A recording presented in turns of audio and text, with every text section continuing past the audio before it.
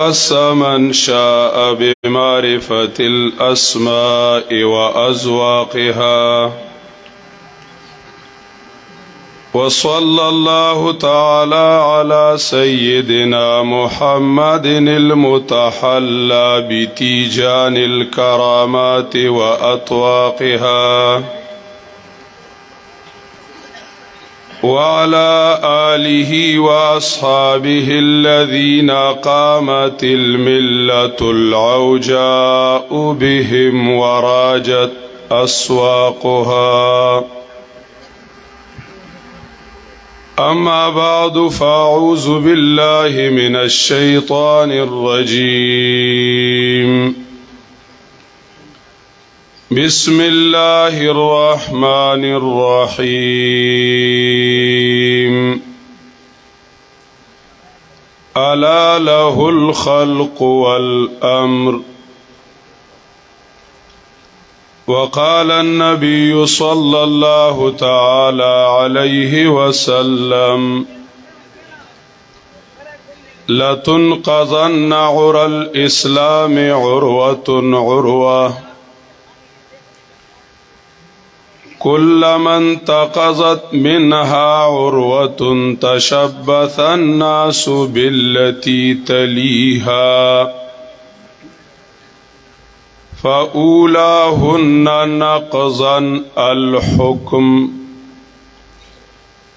وآخرهن نقضا الصلاة، أو كما قال النبي صلى الله تعالى عليه وسلم.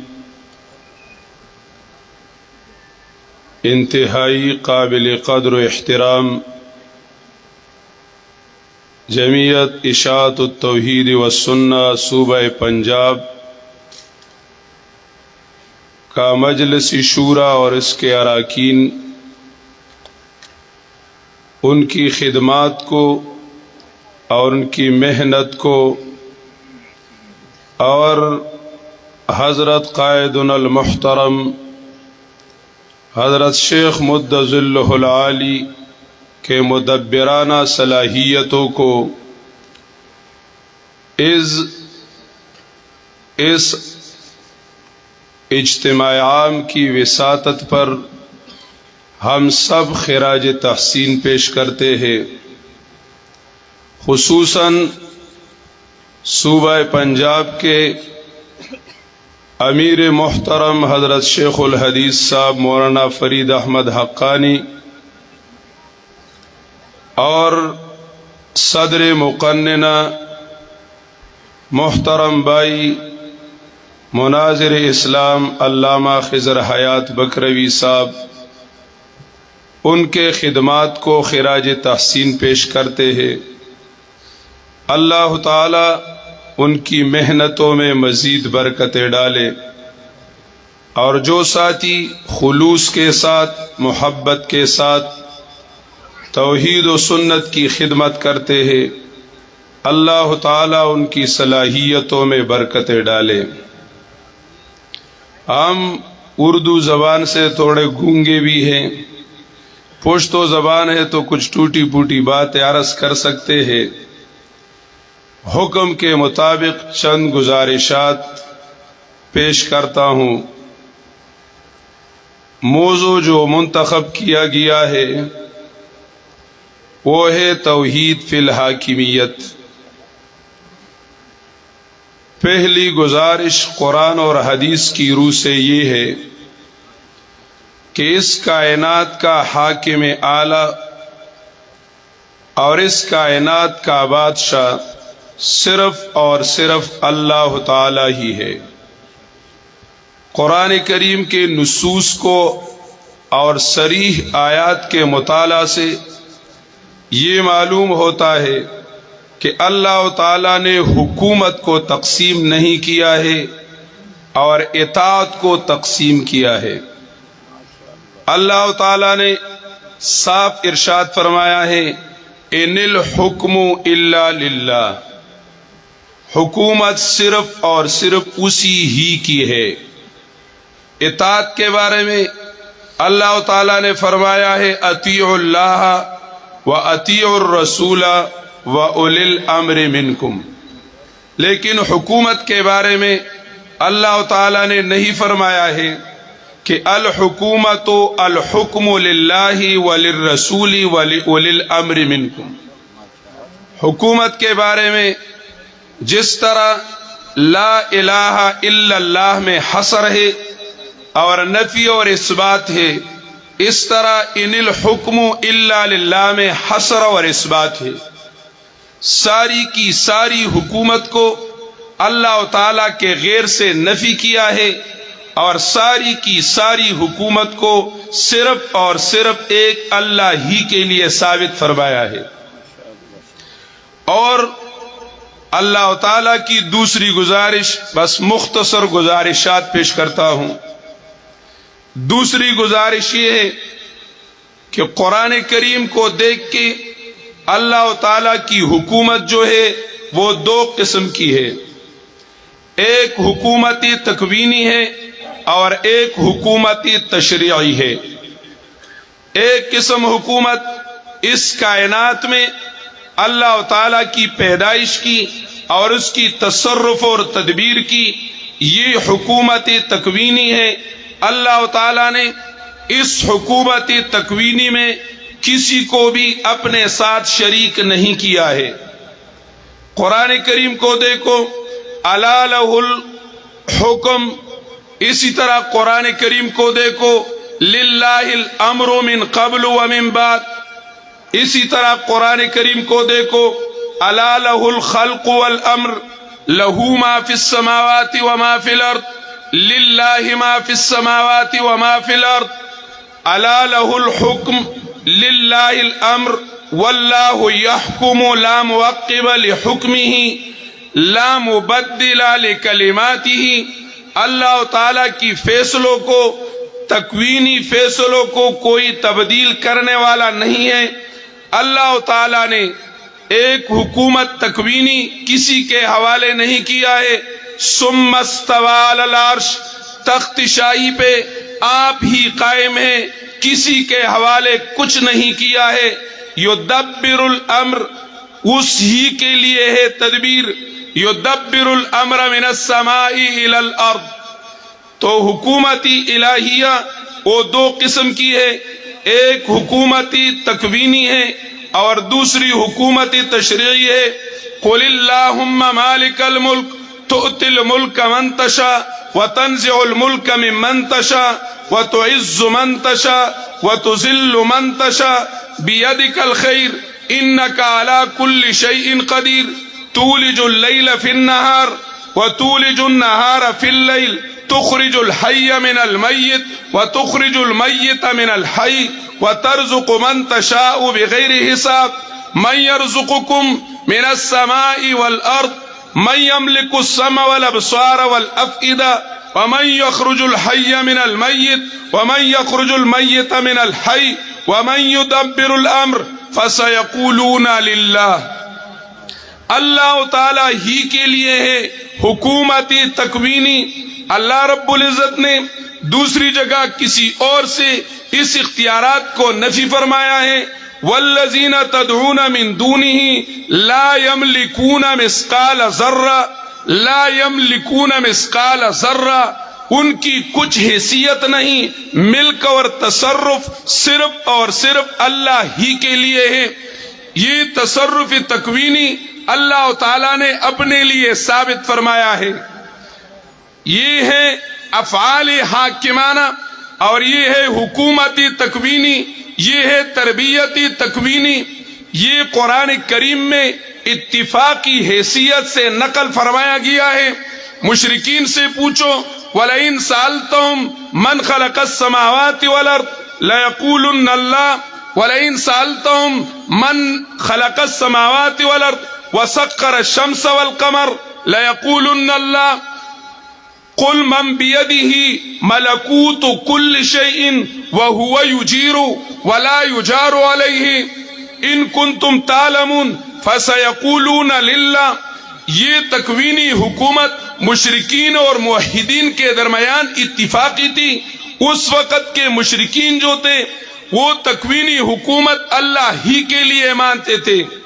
تیسری گزارش، اللہ رب العزت نے انسان کو کس لیے پیدا کیا ہے؟ انسان کی پیدائش کی حکمت کیا تھی؟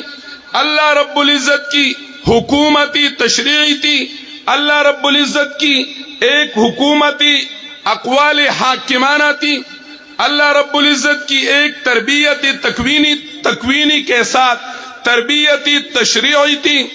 ان کے ظاہر کرنے کے لیے اللہ تعالیٰ نے حضرت انسان کو سٹیج بنایا کہ حضرت انسان کے ذریعے سے اپنی حکومتی تشریع کو ظاہر کر دیں۔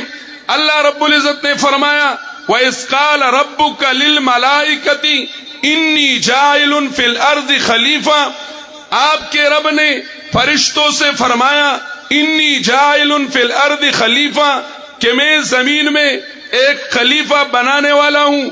خلیفہ کے معنی نائب اور جانشین کے کرتے ہیں، تو نائب اور جانشین کس کا ہوگا؟ کسی نے نکالا خلیفۃ من الجن، کسی نے فرمایا قوما یخلف بعضهم بعضا، جو اصل جگہ ہے اس کو ہاتھ نہیں لگاتے۔ اللہ رب العزت نے داؤد علیہ السلام کو فرمایا یا داؤد انا جعلناک خلیفۃ فی الارض، کیا داؤد جنات کا خلیفہ تھا؟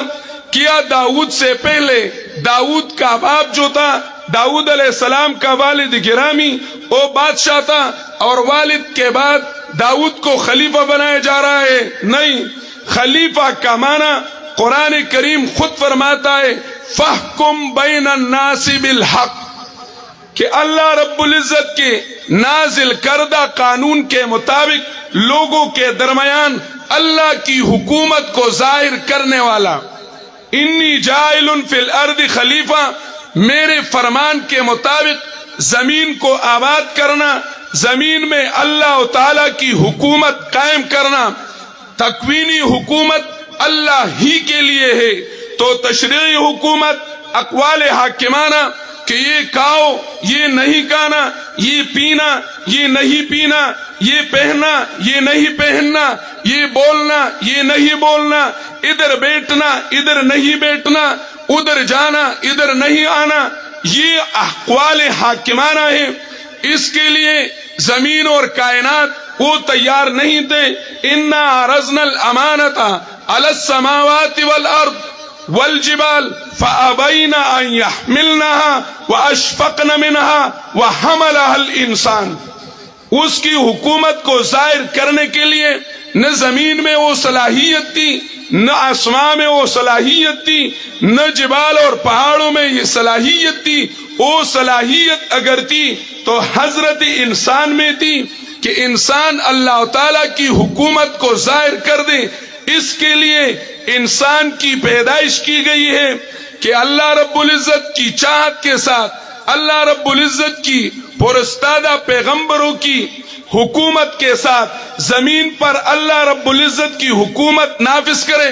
یہ کیسی ہو سکتی ہے کہ تکوینی حکومت میں بارش کون برساتا ہے؟ تو جواب میں اللہ ملتا ہے، اور پوچھا جاتا ہے کہ زندہ کرنے والا کون؟ جواب میں اللہ ملتا ہے۔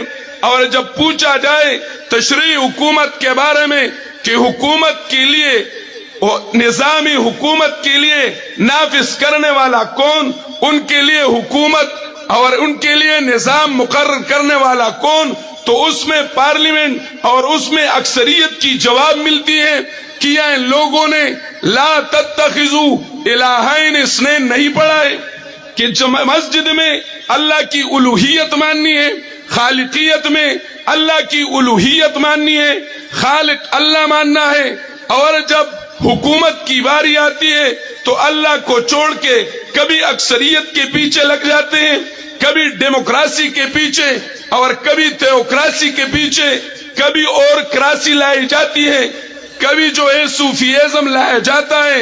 اتخذوا احبارہم ورہبانہم اربابا من دون اللہ، کہ اللہ رب العزت کے علاوہ مولویوں کو اور پیروں کو اللہ رب العزت کے مد مقابل مانتے ہیں۔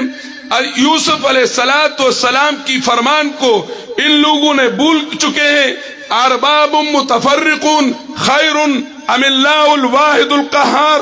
یوسف علیہ السلام نے جیل کے اندھیروں میں یہ آواز اور یہ صدا اٹھائی تھی. یوسف علیہ السلام فرماتے ہیں ما تعبدون من دونہ الا اسماء سمیتموها انتم وآباؤکم ما انزل اللہ بها من سلطان ان الحکم الا للہ امر اللہ تعبدوا الا ایاہ ذالک الدین القیم. ان الحکم الا للہ، یہ پہلی بات. یوسف علیہ السلام کے قوم میں دو قسم شرک تھا. ایک تھا شرک فی الحاکمیت کہ وہ حکومت میں اور وہ پارلیمنٹ میں اللہ رب العزت کی حکومت نافذ نہیں کرتے، وہ دین الملک پہ چلتے تھے، بادشاہ کی سیاست پہ چلتے تھے. یوسف علیہ السلام نے اس کو رد فرمایا ان الحکم الا للہ. دوسرا شرک یہ تھا کہ وہ درمسالوں میں، وہ اپنی عبادت گاہوں میں بتوں کی پوجا کرتے تھے، اصنام کی پوجا کرتے تھے. اللہ رب العزت نے یوسف علیہ السلام کو دوسری توحید یہ سکھلائی کہ یہ بتاؤ امر اللہ تعبدوا الا ایاہ ذالک الدین القیم. الحکومت للہ والعبادت للہ، جب دونوں مل کے تو ذالک الدین القیم، دین یہی ہے. ولیکن اکثر الناس لا یعلمون، لیکن جمہوریت والے، لیکن اکثریت والے جمہوریت پرست وہ یہ نہیں سمجھتے. وہ صرف دین کو عبادت میں منحصر کر کے مسجد کی چار دیوالی تک اللہ رب العزت کی حکومت کو بند کرتے ہیں اور یہ کہتے ہیں، نعرہ لگاتے ہیں کہ لا دین فی السیاسہ ولا سیاست فی الدین، اعطِ مال قیصر لقیصر ومال کلیسا لکلیسا. یہ عیسائیوں کی، انگریزوں کی آواز اور مشن ہے کہ ہم چار دیوالی کے اندر اللہ رب العزت کی عبادت کریں گے اور باہر ہماری اپنی مرضی ہے. باہر ہم پر جس کی لاٹھی اس کی بینس اور جس کی حکومت ہو ہم ان کی ساتھ آواز اٹھائیں گے. چلو تم ادھر ہوا ہو جدر کی حدیث بے خبر آئے کہ تو با زمانہ بساز زمانہ بتو نسازت، تو با زمانہ ستیز. حکومت تکوینی ہو، حکومت تشریعی ہو، وہ دونوں اللہ ہی کے لیے ہیں. اقبال فرماتے ہیں سروری زیبا فقط اس ذات بے ہمتا کو ہے، سروری زیبا فقط اس ذات بے ہمتا کو ہے. ایک وہی ہے حکمراں باقی بتانی آزری. اللہ رب العزت کے توحید کے مقابلے میں کبھی اکثریت آتی ہے، اصنام مختلف ہوتے ہیں مختلف طور سے. یہ دور اپنی براہیم کی تلاش میں ہے. صنم کدا ہے جہاں، صنم کدا ہے جہاں لا الہ الا اللہ. یہ نہیں ہے کہ جو بت تھے وہ ختم ہو گئے، یا قبر والا بت تھا وہ ختم ہو گیا، اور یا جو پتھر والا مورتی تھا وہ ختم ہو گیا اور اب توحید کو چھٹی مل گئی. نہیں نہیں، بتان عصر حاضر کے بنے ہیں مدرسے میں، نہ ادائے کافرانہ اور نہ تراش آزرانہ. بہت سے بت جو ہے نئے زمانے کے نئے بت وہ نکل چکے، کبھی لیڈروں کی شکل میں، کبھی اکثریت کی شکل میں، اور کبھی جو ہے وہ پارلیمنٹ کی شکل میں.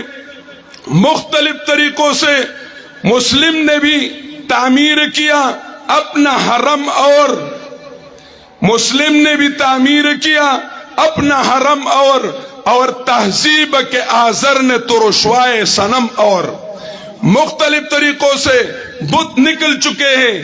ابھی بھی صنم کدا ہے جہاں اور مرد حق ہے خلیل، صنم کدا ہے جہاں اور مرد حق ہے خلیل. یہ نقطہ وہ ہے جو پوشیدہ لا الہ میں ہے. لا الہ کوئی بت نہیں چھوڑتا. جس طرح جناب رسول اللہ صلی اللہ علیہ وسلم نے لات منات کو ختم کیا ہے، اسی طرح جناب رسول اللہ صلی اللہ علیہ وسلم نے کیسر و کسرا کو ختم کیا ہے.